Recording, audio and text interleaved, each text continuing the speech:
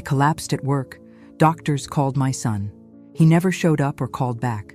Instead, his wife tagged me in a family photo. Perfect day without the drama queen. 3 days later, still hospitalized and weak, I saw 83 missed calls from him asking for help. Where are you watching from today? Drop your location in the comments below and hit that like and subscribe button. Now let me tell you exactly how I got here, lying in this hospital bed, staring at my phone screen in disbelief at the sheer audacity of my own family. It started on a Tuesday morning at Henderson Insurance, where I'd worked for 12 years as a claims adjuster. Nothing special about the day, just the usual mountain of paperwork and coffee that tasted like dishwater. I was reviewing a claim when the chest pain hit me like a freight train. Sharp, crushing, radiating down my left arm exactly like they describe in those health pamphlets nobody reads until it's too late. "Dorothy?" My colleague Janet rushed over as I gripped my desk, gasping. "Are you okay?" "Call ambulance," I managed, and everything went black. I woke up in the cardiac unit at St. Mary's with an IV in my arm and a very serious-looking cardiologist explaining that I'd had a mild heart attack. At 62, apparently, my body had decided to stage its own dramatic intervention. "We've contacted your emergency contact, Doctor," Patterson said gently. "Your son Michael should be here soon." Should be. Those words echoed as I lay there for hours, watching the door, expecting to see Michael's familiar face, maybe even Cheryl, his wife of 8 years. The nurses kept checking on me, offering that sympathetic smile medical professionals perfect for situations exactly like this. Day 1 passed. No Michael. Day 2 brought flowers from my co-workers and a get-well card from my neighbor, Mrs. Henderson. Still no Michael. Day 3 was when I saw the Instagram notification on my phone. Cheryl had tagged me in a family photo. Michael, Cheryl, and their twin 7-year-olds at some fancy restaurant. All smiles and champagne glasses. The caption read, "Perfect day without the drama queen. Blessed and family time, peaceful." I stared at that screen until my eyes burned. Drama queen? I'd been hospitalized for 3 days, and I was the drama queen? That's when my phone started buzzing like an angry wasp. 83 missed calls from Michael. The texts were frantic. "Mom, we need you urgently. Answer now. This is serious. Pick up the damn phone." I almost answered. Almost fell back into that old pattern of dropping everything whenever my son needed something. But then I remembered that restaurant photo, Cheryl's smug smile, and the word that kept echoing, drama queen. Instead of answering, I did something that would change everything. I called my lawyer. "Mrs. Hartwell, are you absolutely certain about this?" Attorney Richard Morrison adjusted his wire-rimmed glasses as he reviewed the documents I'd requested. This is quite comprehensive. I was sitting in his downtown office exactly 1 week after my hospital discharge, feeling stronger than I had in months. "Richard, I've never been more certain of anything in my life." The past week had been enlightening, to say the least. Michael had shown up at my house the day after I was discharged, not to check on my health, but to demand I return his calls immediately. When I'd calmly asked why he hadn't visited me in the hospital, he'd actually rolled his eyes. "Mom, you know how busy we are with the kids. Besides, Cheryl said you were probably faking it for attention anyway." Faking a heart attack. For attention. At 62. That conversation had lasted exactly 5 minutes before I politely asked him to leave. The next day, I'd driven to Richard's office with a very specific request. "So you want to revoke the financial power of attorney you granted Michael last year?" Richard flipped through the papers. "And you're changing your will?" "Completely. I'm also liquidating my retirement accounts and closing the joint savings account Michael has access to." I pulled out a manila folder. "I've prepared a list of every loan I've given him over the past 8 years. I want formal documentation for repayment terms." Richard's eyebrows rose. "May I ask what prompted this change?" I told him about the hospital, the Instagram post, the complete absence of any concern for my well-being. By the time I finished, Richard was shaking his head. "Cheryl posted that while you were hospitalized? While I was lying there thinking I might die alone?" "Yes." Richard made several notes. "The power of attorney revocation is straightforward. The will changes will take about 2 weeks. Regarding the loans," he paused. "Dorothy, the total here is significant. $47,000 over 8 years for various emergencies and investments that never materialized. I know. I kept records. I'd spent the previous evening going through old bank statements and check stubs. The numbers were staggering when you added them up. I want a formal repayment plan, market rate interest, legal documentation. This will likely cause significant family tension. I thought about Cheryl's Instagram caption, about Michael's casual dismissal of my heart attack, about 8 years of being treated like an ATM with gray hair and a pulse. Richard, I've realized something important this week. I've been confusing being useful with being loved. That ends now. My phone buzzed with another text from Michael. Mom, this is ridiculous. Call me back. We have plans that require your help. Plans that required my help. Not, we're worried about you, or glad you're okay. Just more demands on my resources. I showed Richard the text. He winced. When do you want to serve him with the documentation? Tomorrow. And Richard? I want to be there when he gets it. The look on Michael's face when Richard handed him the legal papers was worth every penny I was paying in attorney fees. We were sitting in Michael's pristine living room. You know, the one I'd helped finance with a $20,000 emergency loan 2 years ago. What the hell is this? Michael scanned the documents, his face growing redder with each page. It's a formal loan agreement, Richard explained calmly. Your mother is converting all previous financial assistance into documented loans with standard repayment terms. Cheryl appeared from the kitchen, took one look at the papers in Michael's hands, and her perfectly made-up face went pale. You can't be serious, she said, addressing me directly for the first time in months. After everything we've done for you? I almost laughed. Everything they'd done for me? Like ignoring my heart attack to post family photos? What exactly have you done for me, Cheryl? I kept my voice pleasantly neutral, though my pulse was racing.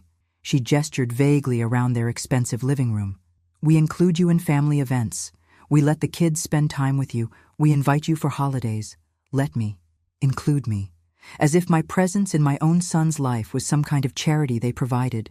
Mom, Michael's voice had taken on that wheedling tone I remembered from his teenage years. You're overreacting. So Cheryl made a little joke on Instagram. So what? We've been family for 8 years. A joke? I pulled out my phone and read the post aloud. Perfect day without the drama queen. Which part was the funny part? Michael? The part where I was hospitalized? Or the part where none of you cared enough to visit? We were busy, Cheryl snapped.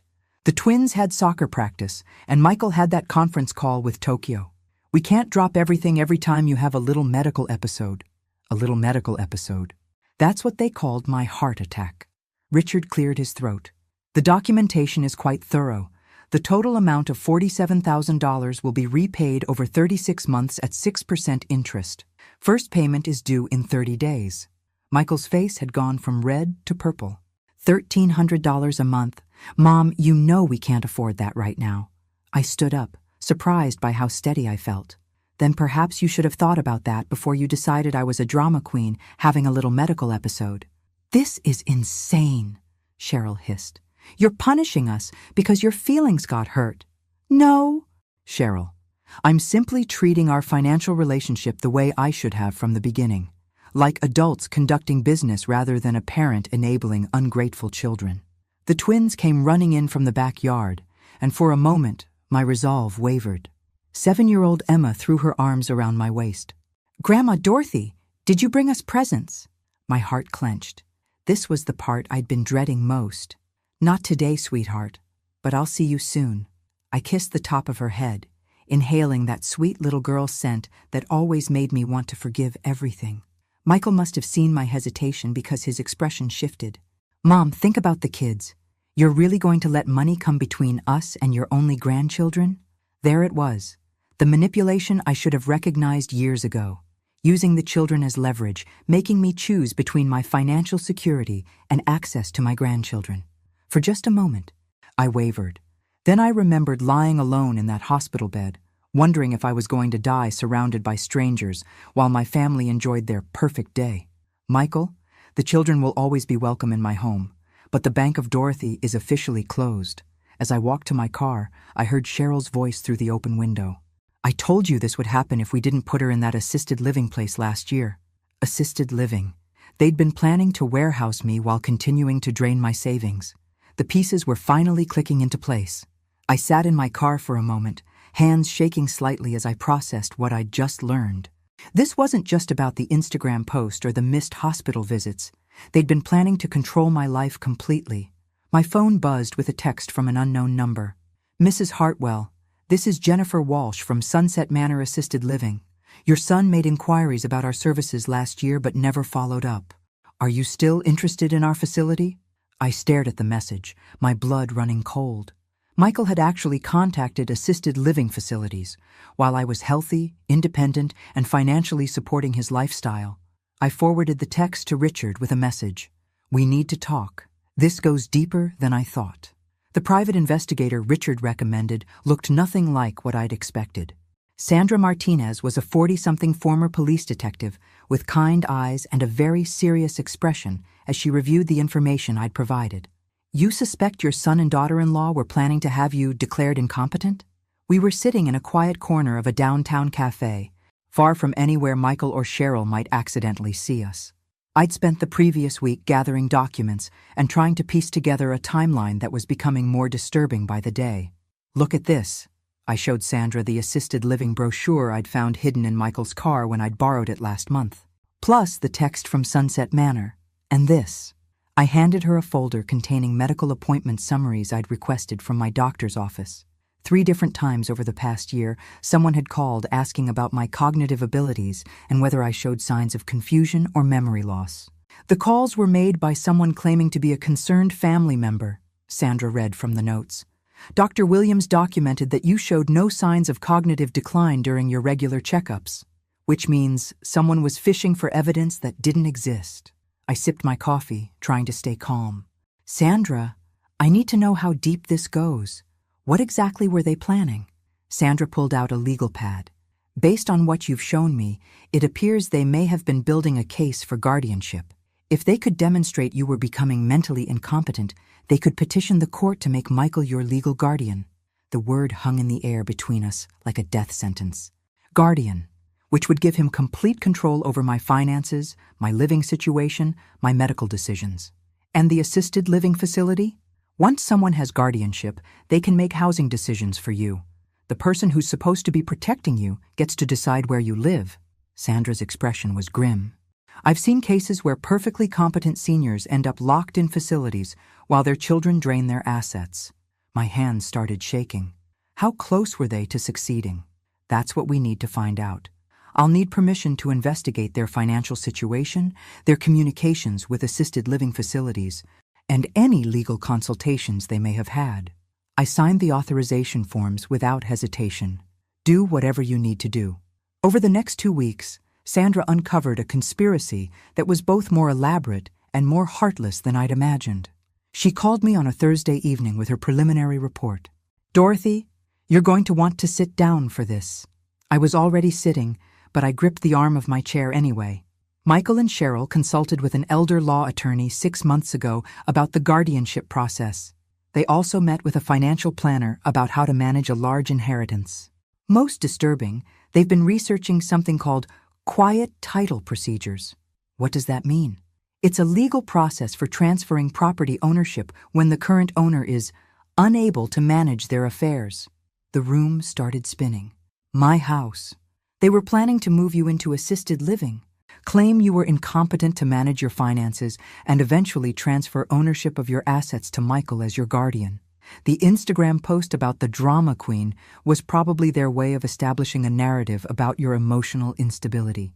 I thought about all the times over the past year when Cheryl had made little comments about my memory, asking if I was feeling confused about simple things, suggesting I seemed overwhelmed by basic decisions. It hadn't been casual conversation. It had been reconnaissance. "There's more," Sandra continued. "The emergency loans Michael asked for? I traced where that money actually went. The $20,000 for their roof repair went toward a family vacation to Hawaii.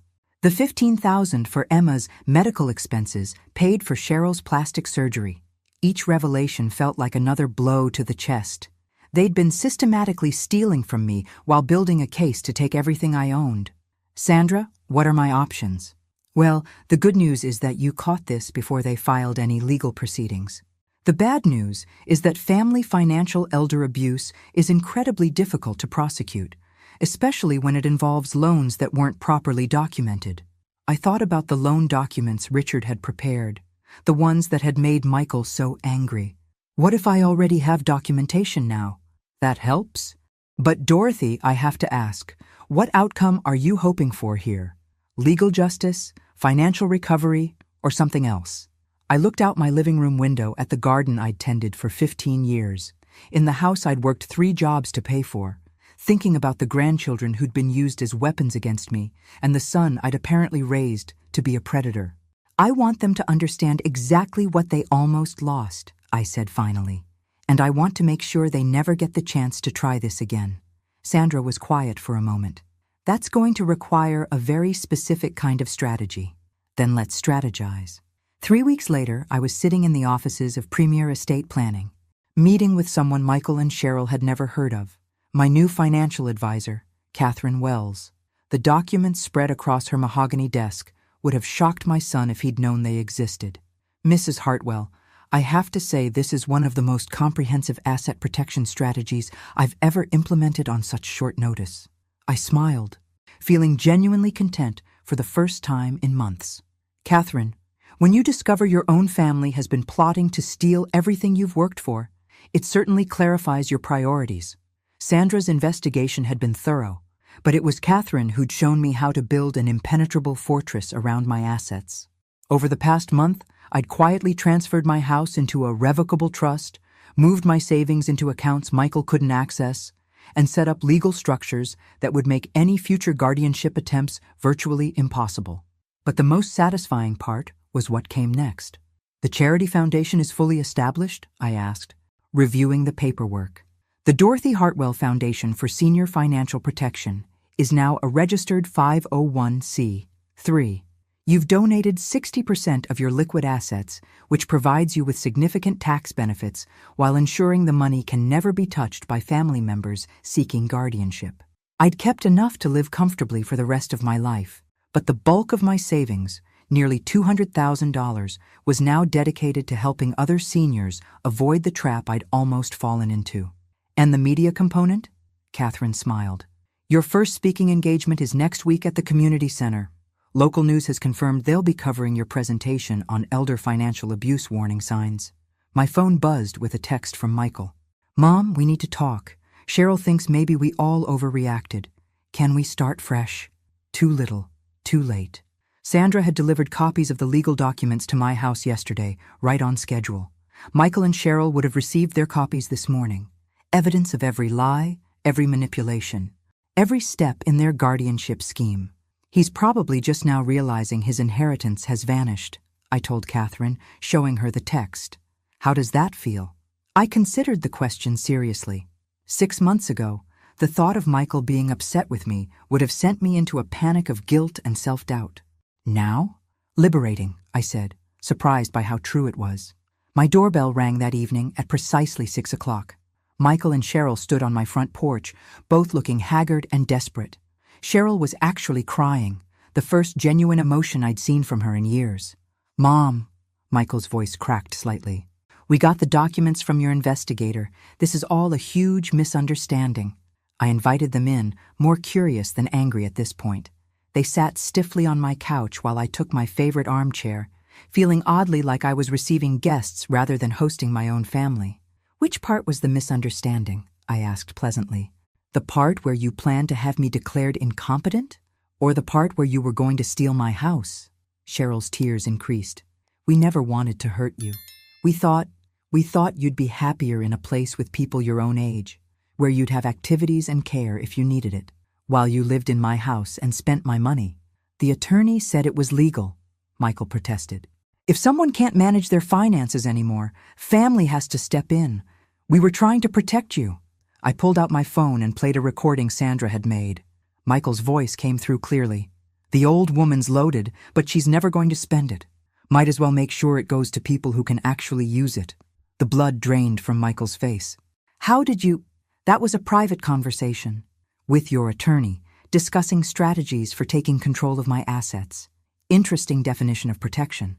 Cheryl stood up abruptly. Fine. We made mistakes. But you're our family. Families forgive each other. I looked at this woman who'd spent 2 years systematically undermining my independence, who'd posted about my heart attack like it was an inconvenience to her social media presence. Cheryl, family members don't plot to steal each other's homes. They don't celebrate when their mother-in-law is hospitalized. And they certainly don't use children as emotional blackmail. So that's it? Michael's voice was rising. You're going to cut us off completely? What about Emma and Jake? You'd really punish innocent children because you're angry at us? There it was again. The manipulation. The assumption that I owed them access to my resources regardless of how they treated me. Michael, your children will always be welcome in my home. You and Cheryl, however, are no longer welcome in my life. The loan repayment stands. If you default, I'll take you to court. I walked them to the door, feeling strangely peaceful. Oh, and you might want to watch the local news next week. I'm doing an interview about elder financial abuse. I won't mention names. Of course, but the story might sound familiar. As their car pulled away, I realized I wasn't sad or angry anymore. I was proud. For the first time in 8 years, I'd chosen my own well-being over someone else's convenience. My phone rang. It was Emma's voice, bright and innocent. Grandma Dorothy? Mommy says we can't see you anymore because you're being mean. But I miss you. My heart clenched, but my resolve held firm. Sweetheart, you can visit me anytime you want, but it will have to be at my house, with people who love both of us. After I hung up, I sat in my quiet living room, surrounded by photos and mementos of a life I'd built with my own hands.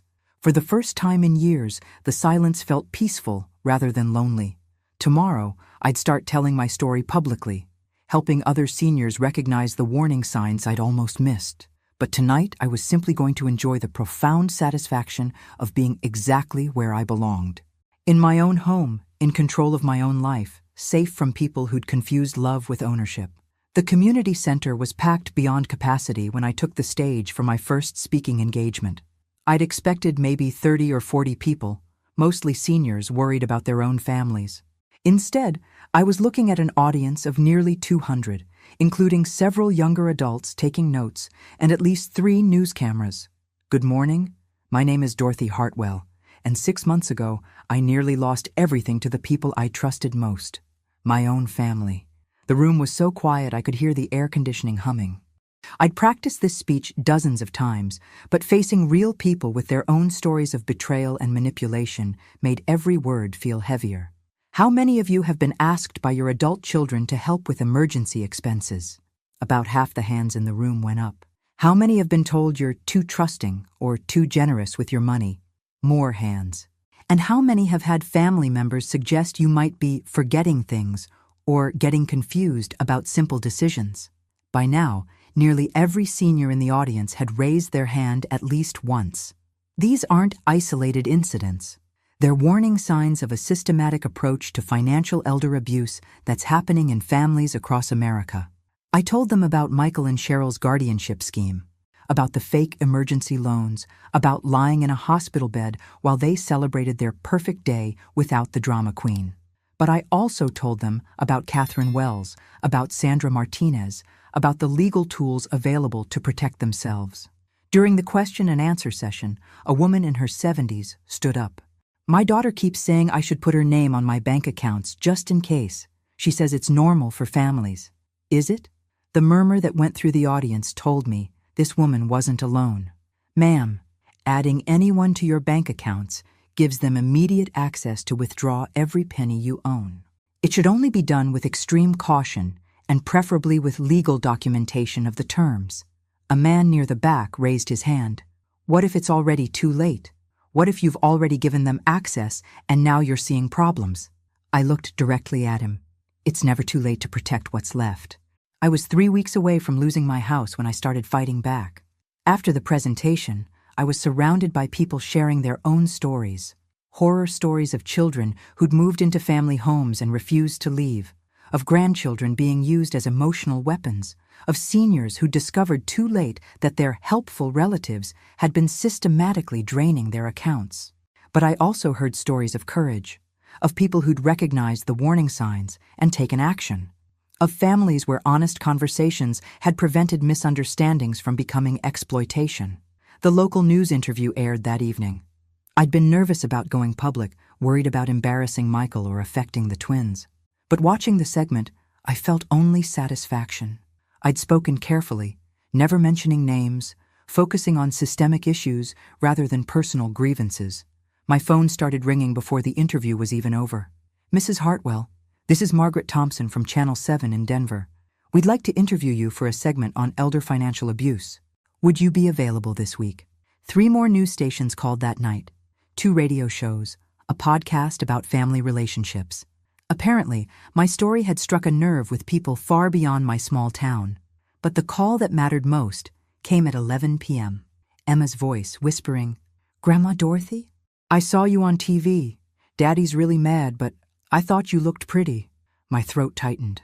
"Thank you, sweetheart. How are you doing? Mommy and Daddy fight a lot now, about money stuff.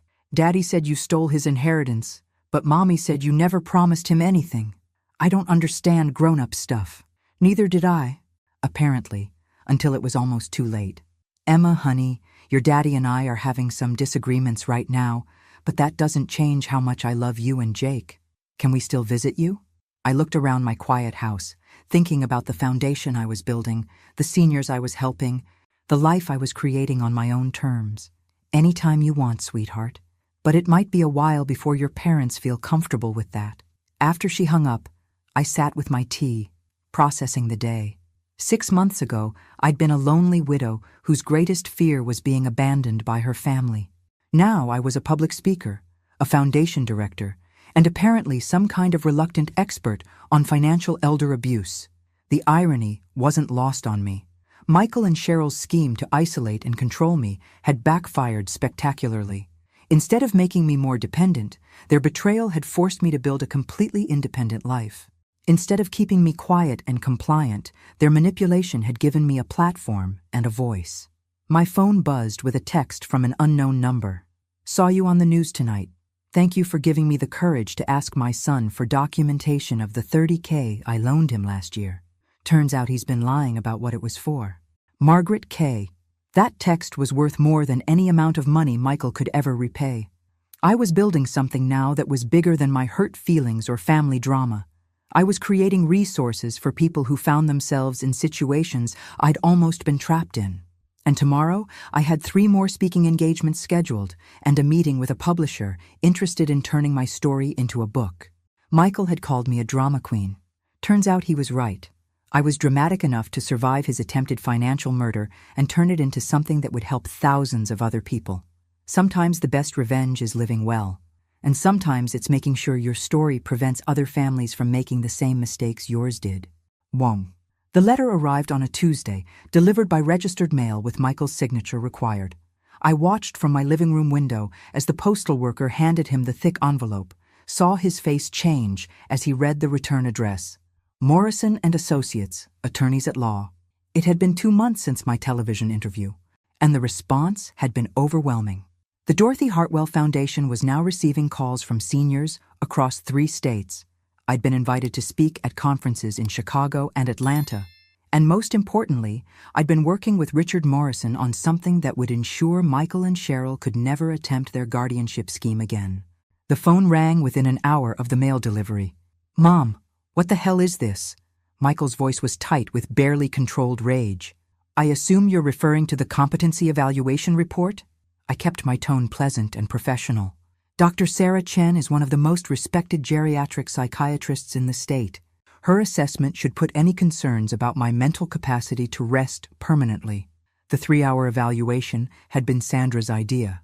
If Michael and Cheryl ever tried to claim I was incompetent, we wanted ironclad proof of my mental acuity from an unimpeachable source. "A perfect score on cognitive testing," I continued, enjoying the silence on his end.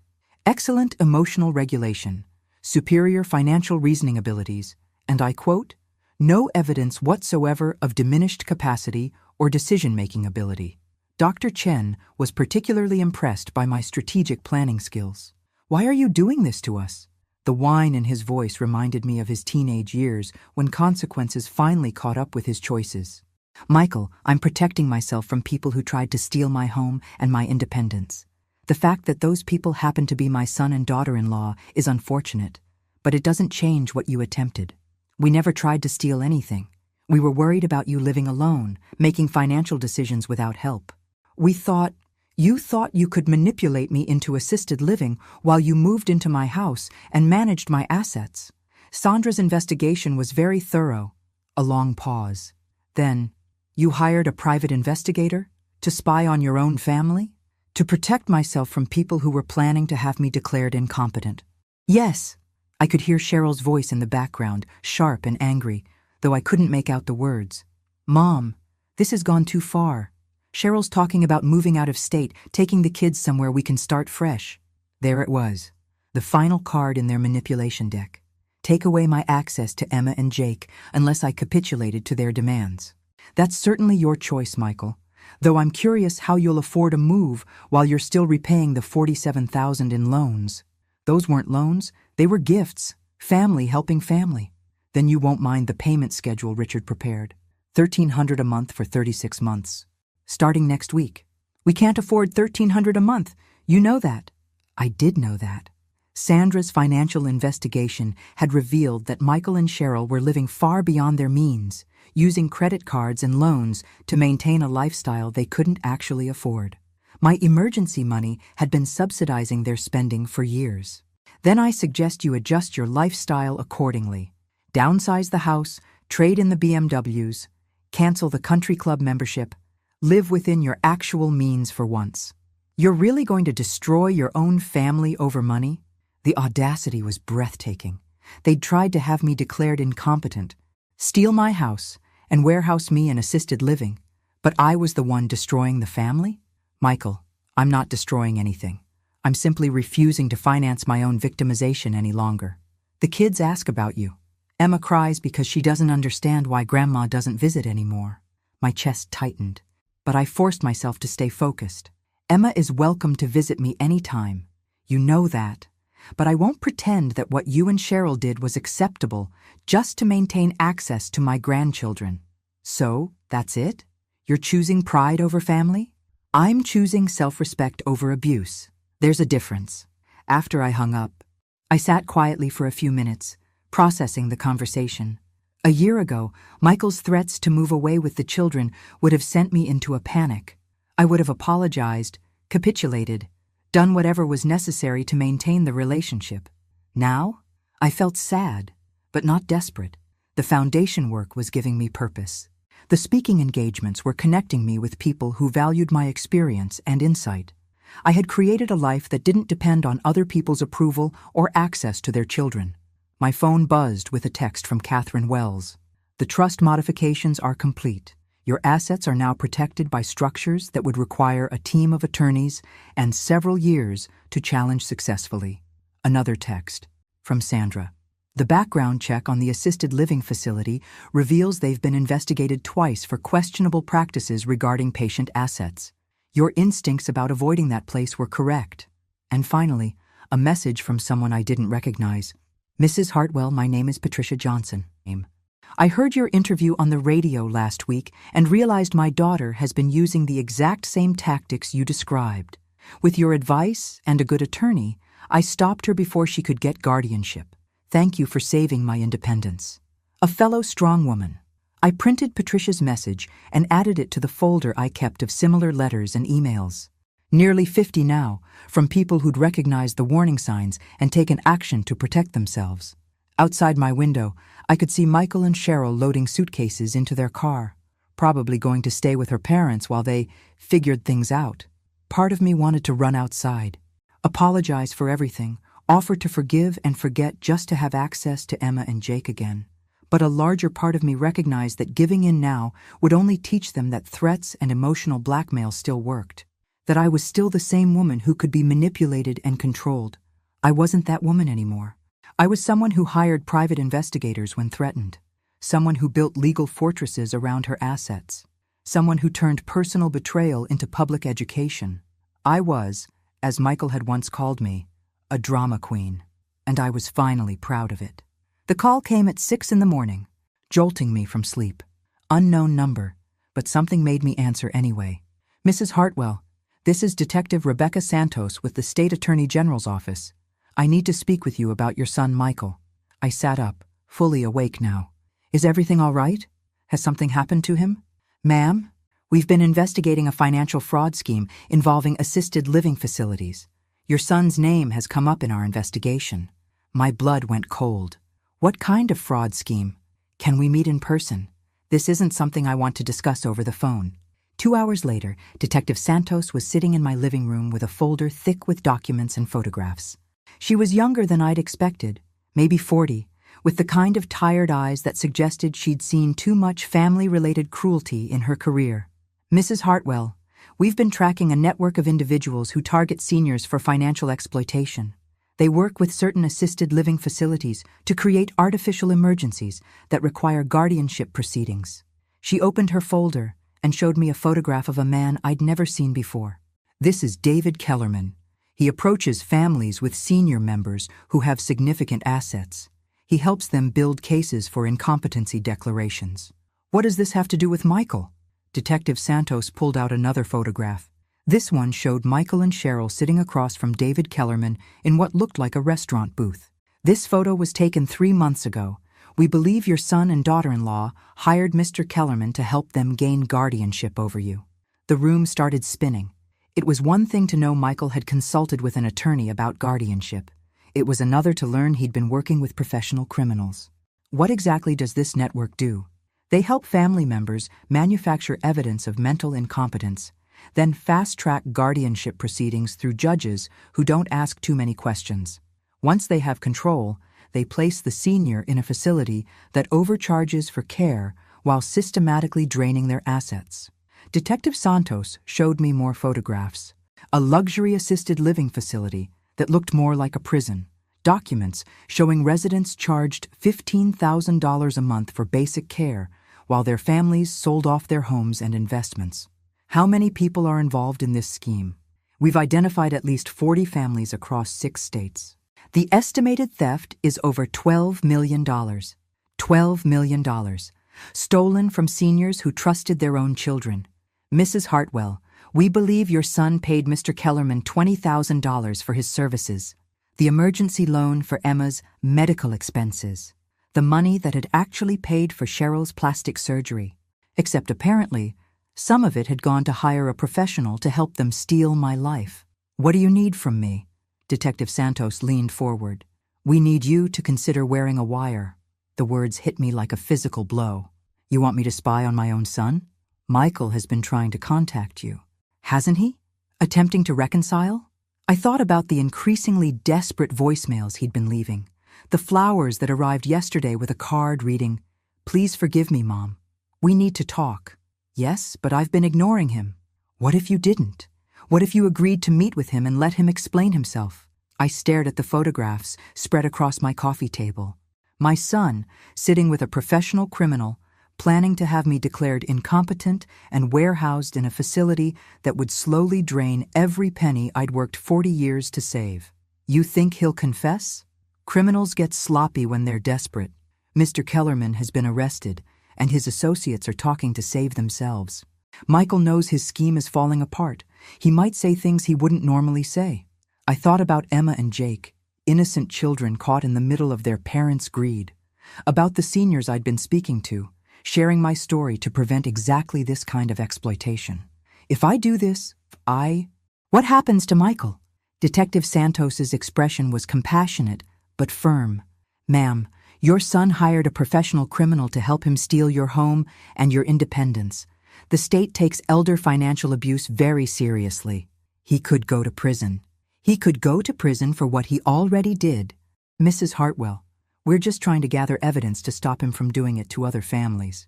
I looked around my living room, thinking about how close I'd come to losing all of this. If I hadn't had that heart attack, if I hadn't seen Cheryl's Instagram post, if I hadn't gotten angry enough to fight back, I'd probably be sitting in a sterile facility right now while Michael sold my furniture and Cheryl redecorated my house. Other families? Mr. Kellerman's records show he was already working with your son to identify other potential targets. Elderly neighbors, friends from your church. people who trust your family and might be susceptible to similar schemes. Mrs. Henderson from next door, Sarah Williams from my book club, gentle, trusting women who'd known Michael since he was a child and would never suspect he might try to hurt them. When do you need an answer? Michael called this morning asking to meet with you tomorrow afternoon. If you're willing to help us, we need to prepare today. I thought about the woman I'd been a year ago, trusting, accommodating, willing to sacrifice anything to maintain family harmony. Then I thought about the woman I'd become, someone who hired private investigators and built legal fortresses and turned personal betrayal into public education. Detective Santos, if wearing a wire helps prevent other families from going through what I've experienced, then yes, I'll do it. She nodded grimly. I should warn you, Mrs. Hartwell. What you hear tomorrow might be difficult. When people think they're talking to someone they can manipulate, they often reveal more than you might want to know. I thought about the Instagram post celebrating my heart attack, about the assisted living brochures hidden in Michael's car, about the professional criminal he'd hired to steal my life. Detective, I think I've already heard the worst of it, but as it turned out, I was wrong. The wire was smaller than I'd expected, just a tiny device taped under my blouse. Detective Santos and her team were parked in an unmarked van across the street from the coffee shop where Michael had asked to meet me. I felt strangely calm as I walked in, spotted him at a corner table, and forced myself to smile like nothing had changed. Mom, Michael stood up awkwardly, clearly unsure whether to hug me or shake my hand. Thank you for agreeing to meet. I sat across from him, noticing how tired he looked. Dark circles under his eyes, rumpled shirt, the kind of stressed appearance that comes from sleeping badly for weeks.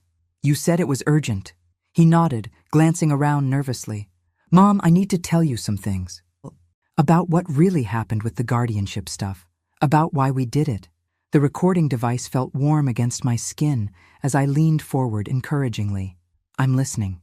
First, you have to understand that we never meant to hurt you. Everything we did, we thought it was for your own good. The lies came so easily to him. I wondered if he actually believed them, or if this was just the story he'd practiced. Explain it to me. Michael pulled out his phone and showed me a photo of a house I didn't recognize.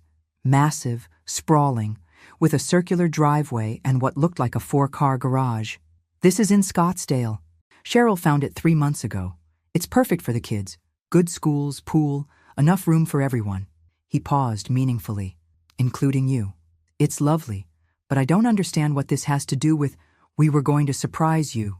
Move you to Arizona with us, get you settled in a beautiful place where you'd have professional care available, activities with people your own age. The facility we looked at has golf, art classes, even a library. The assisted living facility. He was presenting their plan to warehouse me as a gift. That's very thoughtful, but Michael, I'm happy in my own home. His expression shifted, becoming more desperate. Mom, you can't see it, but you're declining. The forgetfulness, the confusion about financial decisions, the way you overreacted to that little Instagram post. Cheryl and I have been worried sick. I almost laughed. Little Instagram post. Celebrating my heart attack was little. What financial confusion? All those loans you gave us without proper documentation. A competent person would have insisted on contracts, payment terms. You just handed over money because we asked. That's not normal behavior for someone handling their finances responsibly. The audacity was breathtaking. He was using my generosity as evidence of incompetence. So you decided I needed professional help. We consulted with an expert. Yes, someone who helps families navigate these difficult transitions. He leaned forward earnestly. Mom, guardianship isn't about taking anything away from you. It's about protecting you from people who might try to take advantage. What people? Michael's face darkened. That private investigator you hired. For one. Do you have any idea how much she charged you? Over $8,000 to dig up dirt on your own family. A competent person wouldn't have fallen for that scam. Protecting me by stealing my house and warehousing me against my will, while simultaneously accusing the people actually protecting me of being scams. The psychological manipulation was masterful. Tell me about the expert you consulted. His name was David Kellerman. He specializes in helping families with senior care transitions. He explained how the legal system works, how to document concerns about someone's declining capacity. What kind of documentation? Michael reached into his jacket and pulled out a small notebook. My heart stopped as I recognized it.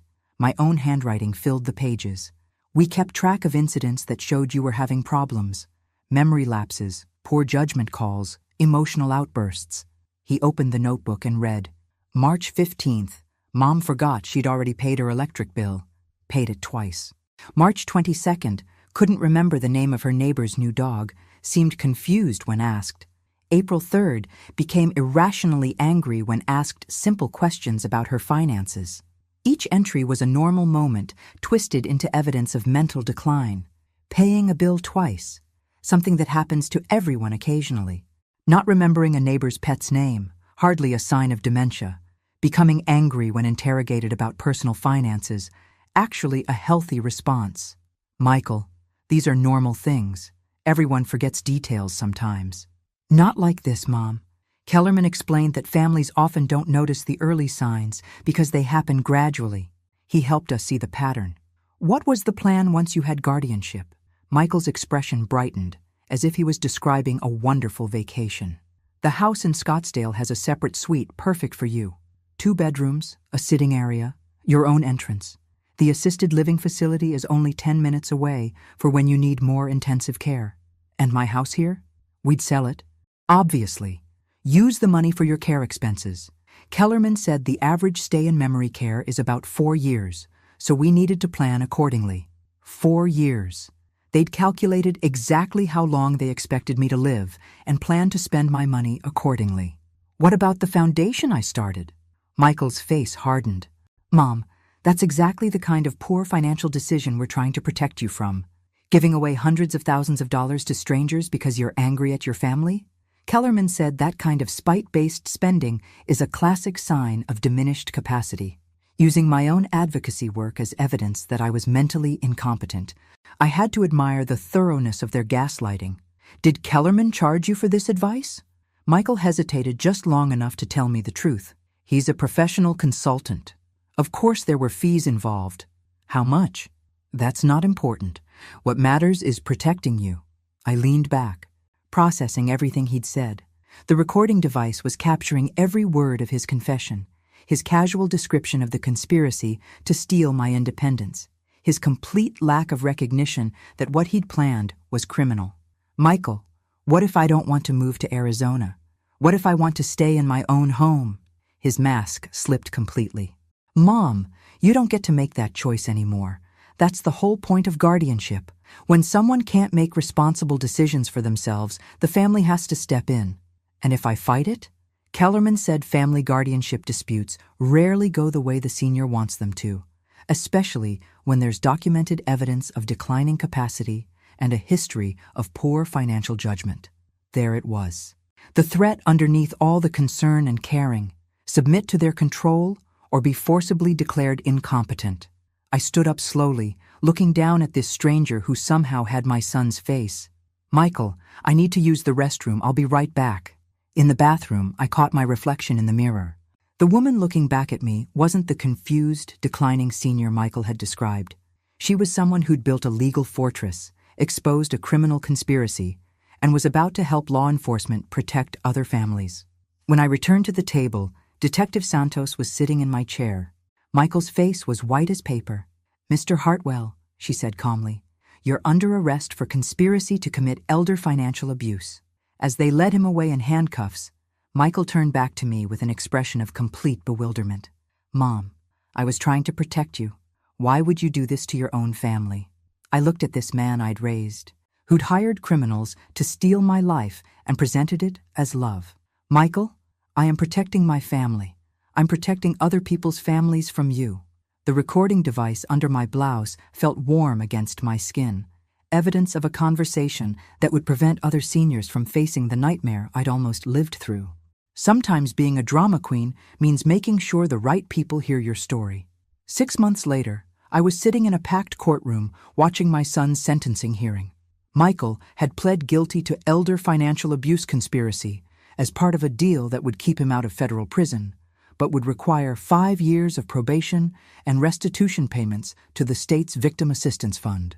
Cheryl had filed for divorce 3 weeks after his arrest. She'd moved to her parents' house in Oregon with Emma and Jake. cutting off all contact with Michael and unfortunately with me. I understood her need to protect the children from the media attention, but that didn't make it hurt any less. David Kellerman received 8 years in federal prison. The criminal network he'd built had stolen more than $15 million from seniors across 7 states. The judge called it one of the most callous and systematic exploitation schemes she'd ever seen. But what mattered most to me was what had grown from the ashes of my family's betrayal. The Dorothy Hartwell Foundation was now operating in 12 states, providing legal assistance and education to seniors facing financial exploitation. We'd helped over 300 families recognize warning signs and take protective action. We'd lobbied for stronger guardianship oversight laws and created a rapid response network for families in crisis. My book, The Drama Queen's Guide to Family Financial Abuse, had become an unexpected bestseller. The title was my own small act of defiance, reclaiming the label Michael had used to dismiss me and turning it into a badge of honor. I'd received thousands of letters from readers, but the one I treasured most was written in careful 7-year-old handwriting. Dear Grandma Dorothy, Mommy says we moved because Daddy made bad choices. I miss you, but I saw your picture in a magazine at the dentist office. The article said you help people who are scared. I hope you help lots of people. Love, Emma. P.S. Jake learned to ride a bike. I kept that letter on my desk next to a photo of us from happier times. Before I understood what Michael and Cheryl were capable of, standing outside the courthouse after the sentencing, I was surrounded by reporters and advocates who'd come to hear the conclusion of what the media had dubbed the perfect son scandal. Mrs. Hartwell, one reporter called out, how does it feel to see your son sentenced for trying to defraud you? I thought carefully before answering.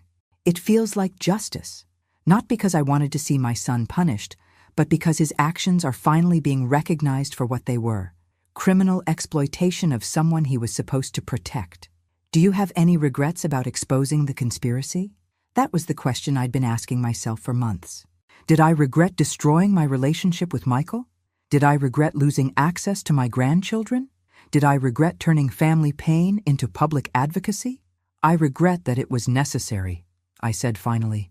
I regret that my son chose to see me as a resource to exploit rather than a person to respect. But I don't regret protecting myself, and I don't regret preventing other families from experiencing what I went through. What's next for you?